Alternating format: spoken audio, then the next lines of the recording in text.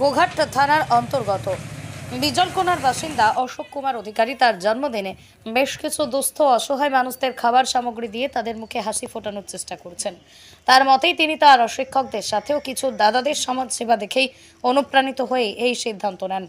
Biscuit থেকে cake, পানীয় জল প্রায় ৩৫ জন দুস্থ শিশুর হাতে তুলে বিজলকোনার বাসিন্দা অশোক কুমার অধিকারী কি বললেন তিনি শুনুন আপনি। আপনারা দেখছেন খবর আরামবাগ, যে কথা কেউ বলে না, আপনার পাশে, আপনার সাথে।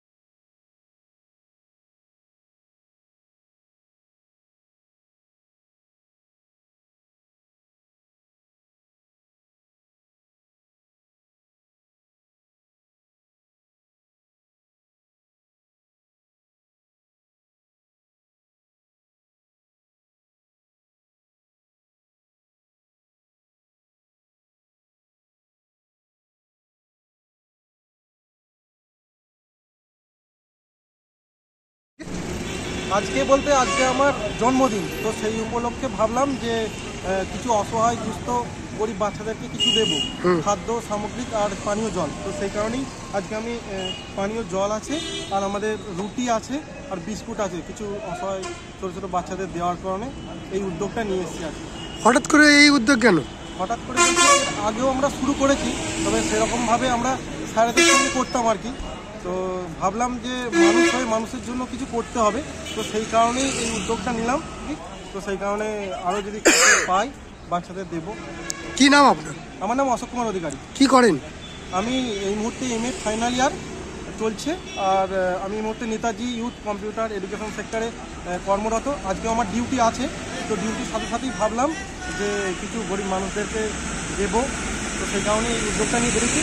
আমাকে লতায় মানে সোনি